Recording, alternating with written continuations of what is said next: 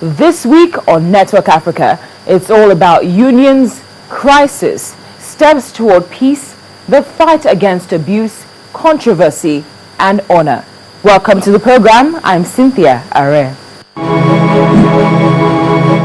Let's start things off right here at home in Nigeria. There was a showdown at the House of Representatives on Tuesday, January the 21st, when the minority leader of the House, Femi Gbajabiamila, referred to the Deputy Majority Leader, Leo Ogo, as the Deputy Minority Leader. The comment, which might have appeared a bit minor, did cause a lot of drama. It's the first plenary session of the year, but the focus for most people is on the anticipated change of leadership in the House. Today started on a surprising note as the Speaker started by reading letters of some lawmakers who were defecting to other parties. In a dramatic twist, 2 lawmakers from the APC in Adamawa State defected to the PDP, while 1 PDP lawmaker from Benue State and a DPP lawmaker from Plateau State defected to the APC. With this concluded, a lawmaker raised a point of order on the actions of Rivers State Commissioner of Police Joseph Mbu with some key recommendations. Resolve to call on President Goodluck Ebele Jonathan to remove the Inspector General of Police remove the Inspector General of Police from office within 2 weeks. The drama began with the debate. Vis-a-vis what we have been doing on this floor, to adopt the spirit of fair hearing so that nobody will be crucified without we hearing from it. First and foremost, the responsibility of government, which includes this House, is the security and the welfare of our citizens. Section 36, fair hearing, cited by the Deputy Minority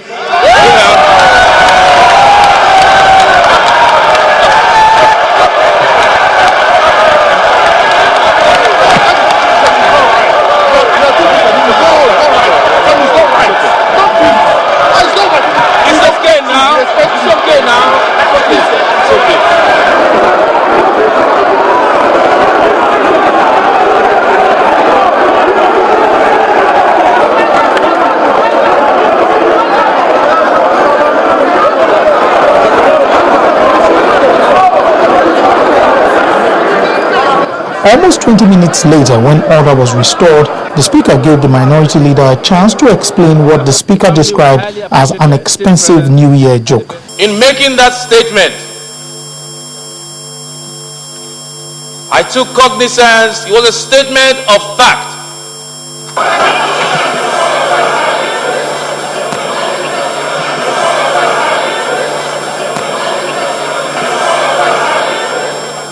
Having laid the foundation in deference to your office, Mr. Speaker, and your position, I will now refer to Honorable Leo Ogo as Honorable Leo Ogo. In his remarks afterwards, the Speaker said the House must not disobey a subsisting court order. He also cautioned lawmakers to use their mandates in the interest of Nigerians. So if we slide into situations whereby we cannot, and God forbid, conduct our businesses here on the floor, then we may as well know that we are playing into certain hands. Let us not use the mandates given by our people to undermine what is very dear to them, and that's democracy. Please, I plead with you. The Speaker also ruled that a joint committee of the House studied the motion and advised the House on the next step to take within the next 1 week. Now let's take a look at what's going on in the rest of Africa. In Ethiopia, more than 4,000 troops, that is 4,395 troops to be exact, have been formally absorbed into the African Union force in Somalia. The AU has listed their responsibilities, which include security in the southwestern regions of Gedo, Bay, and Bakul. This addition involving Ethiopia officially now takes the AU force to the 22,000-strong level, which has mandated the UN Security Council. Ethiopia is certainly not new when it comes to operating with Somalia, as they've been at it for years and have contributed immensely in helping the UN-backed government to fight the Al-Qaeda-aligned Al-Shabaab group. Last year, the UN chief Ban Ki-moon asked for a surge of extra troops for the AU force in Somalia, known as AMISOM, fearing reversals in advances made over the last few years. Well, on a strikingly similar event, Uganda has set up a rapid response center. The whole essence of this move is to get soldiers operational as soon as possible to get involved in regional conflicts. A typical example of how this works is the forces that have been deployed recently to South Sudan to fight rebels. The African Union has been planning to create a rapid reaction force, but has yet to finalize the proposals. Ugandan troops deployed to South Sudan in December are fighting alongside government forces after a political dispute escalated into full-scale conflict. Now, speaking of South Sudan, let's take a look at the conflict there. You can believe me when I say that the situation is indeed terrible. The South Sudan President Salva Kiir might have accused the UN peacekeeping mission of acting like a parallel government in his country, but the very same United Nations has been seeking to respond to various humanitarian needs in South Sudan. The first of 2 UNICEF charter planes arrived in Juba on Tuesday, January the 21st, loaded with supplies to support displaced people in need of assistance across the country. Now, those supplies have reached just over 40% of the 494,000 internally displaced in the country since the conflict broke out in the world's youngest state on December the 15th, killing thousands. Looting, fighting, and the remoteness of displaced people have posed a hindrance to aid reaching hundreds of thousands who need it the most in South Sudan.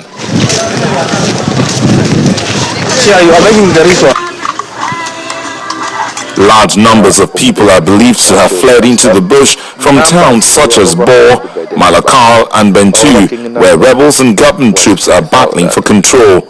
Agencies have been unable to access them in order to meet their needs. The challenge at the moment is to be able to get access to those that are in need of it for security reasons. To adapt to that, we are trying to be nimble and flexible and be ready to jump through windows of opportunity when they appear. So we are adapting our programmatic approach in order to be ready to jump through those windows as they are open. In an effort to halt the worst violence since South Sudan's independence 2 years ago, government and rebel representatives are meeting in Ethiopia to negotiate a ceasefire, but there has been no clear progress. Instead, the rebels are demanding that Ugandan troops deployed in South Sudan stop supporting government forces in combat. Fighting has placed President Salva Kiir's SPLA government forces against rebels loyal to former Vice President Riek Machar, raising fears the oil-exporting country could become Africa's next failed state.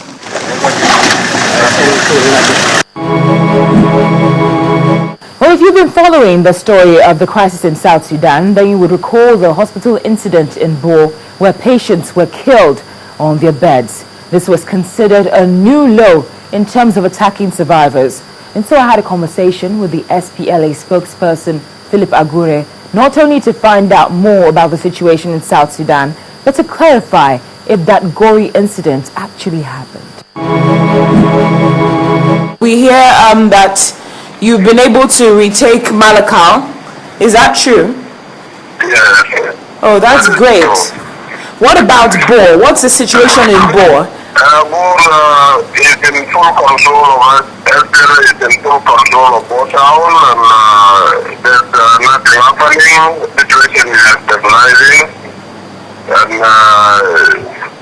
this is about Bour and Malakal. They are now in the hands of the SPLA. There was a hospital in Bour that came under attack where patients were killed. Could you confirm that? Is that true? Yes, the rebels have killed people inside the hospitals, inside the church, and it is a terrible scene. Oh my. See the pictures from Bour town, it's completely a terrible scene.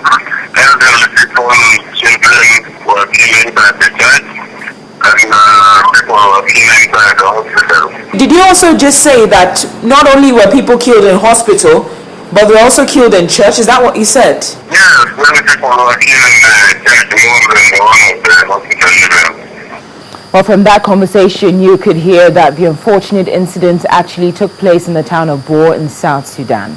Well, we'll take a quick break now, but stay tuned as we take a look at other African stories in a moment. Right here at home in Nigeria and in Lagos particularly, it might soon be illegal to puff pass, well, at least in public places. Join me again after the break for the details.